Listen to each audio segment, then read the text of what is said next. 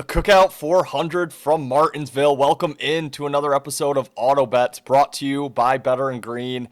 Guys, first race back here in a little bit. Was not able to get on and film Phoenix, Vegas, or Darlington last week. Been traveling around, was in Arizona for one of those weeks. So busy with March Madness last week, just didn't have time to get on and talk Darlington. But yeah, haven't seen you guys since Coda. We didn't do so well at Coda. Had Shane Van Gisbergen to win that race, and Tyler Reddick ends up getting his second of what is now 4 race wins for him on the season. But just a quick recap from kind of where we left off. Had some success in Phoenix, had Ryan Blaney on the outright market, so we hit that.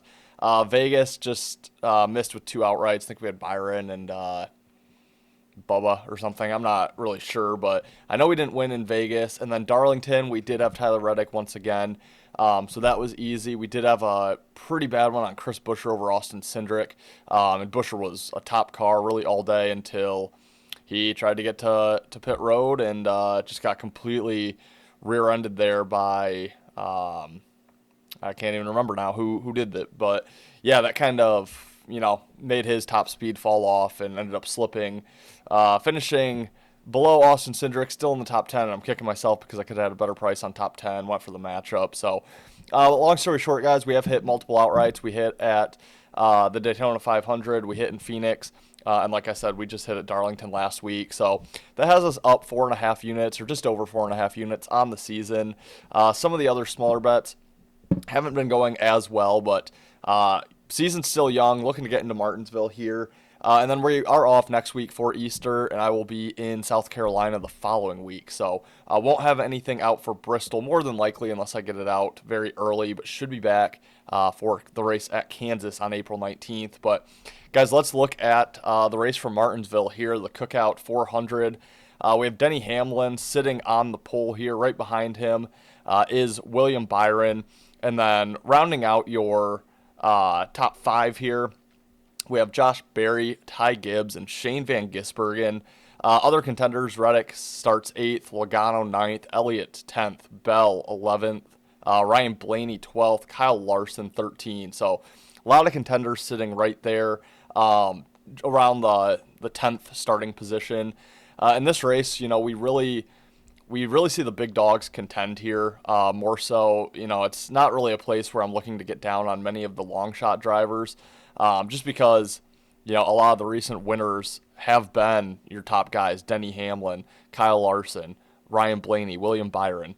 Those are the guys that, tend to compete and win here. And we have Denny Hamlin on the pole, who led an unreal amount of laps last year, really dominated this race, got into victory lane. So from an outright market, I have hit Blaney, I have hit Denny Hamlin, and I think that's where I'm going to leave it at this point. Don't really trust the Hendrick Motorsports guys, Larson, Byron, and Elliott.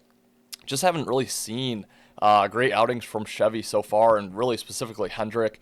I know they do well here. I know Elliott does really well here. 6.5 average finishing position in 6 Gen 7 races. Larson has a race win here, a 3.7 average finish in those 6 races. We just saw William Byron win here in the fall. He has 2 race wins here in the last 6, but I'm not looking to fade Hendrick, but I'm just not going to play on them in this race. I think Toyota is going to be kind of the camp to beat. I think Denny could run away with this race. I really do, and I don't know that he gets challenged too much. So yeah, I do like Blaney. We saw what Blaney did last year, starting at the rear, coming all the way back, finished, I believe, top 5 in that spring race, or at least top 10. But yeah, those are the 2 guys that I've kind of locked in. I have Hamlin at plus 450 and Blaney at plus 500. So not the best odds, but we hit Blaney when he was down in that range, even a little bit shorter, hit Reddick last week. And I think it's just going to be, one of those guys that rises to the top here. So those are guys I'm looking to get exposure on. And again, I think Hendrick's going to have an okay day, but to compete for a race win, I just don't know if we see it. And I'm going to have to see it before I can really back it with my money. So that's where I'm kind of looking from an outright perspective. As far as matchups go, we don't have as many matchups available on the books this week as what we're used to. So I actually haven't identified any.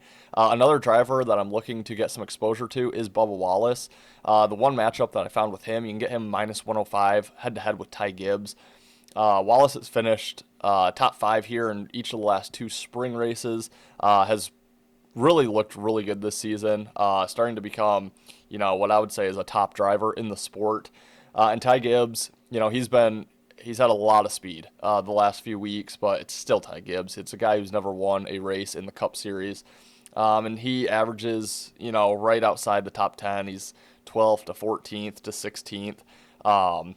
His average finish here is actually 18.7 in the 6 Gen 7 races. So, I think Bubba, if you take him top 10, which I actually did take Bubba for a top 10 minus 120, I like that angle. I think Bubba, is probably right around that top 5 again.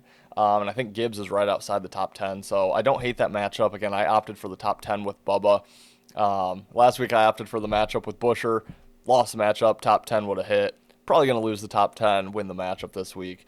Kind of how it goes. But, that is really it for Martinsville here. That's really the only top 10 that I have locked in and looked at.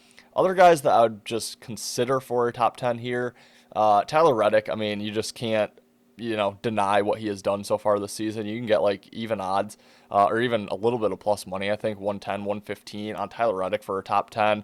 He runs well here. He qualified 8th. His average finishing position at this track is 19. So it's not fantastic, but he hasn't been anywhere close to where he is this season. So, I think if you want to just keep riding the Tyler Reddick train, even sprinkle him on the outright market. I mean, how can you not at this point with what he has done to start the season?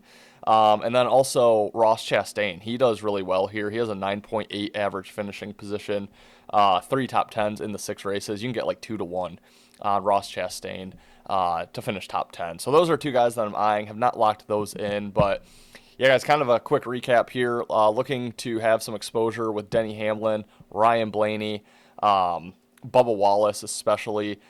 Kind of intrigued by Tyler Reddick and Ross Chastain, and then not necessarily looking to fade Hendrick Motorsport and Chevy, but, going to have to see more from them before I can, put some bets on the Hendrick team there. So that's the way I'm looking, guys. For a bonus play, we also do have the IndyCar race there at Alabama this week. I like Christian Lundgaard in a matchup with Pato O'Ward, minus 140 there on Lundgaard.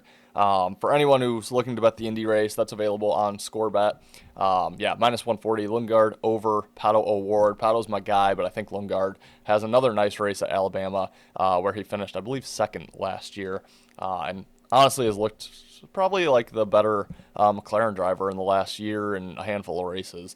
He's right up there with Pato. But, guys, that will wrap it for this week's episode of Auto Bets. Again, won't be back next week because there is no race for Easter. Enjoy the Easter holiday with your friends and family and however you may celebrate.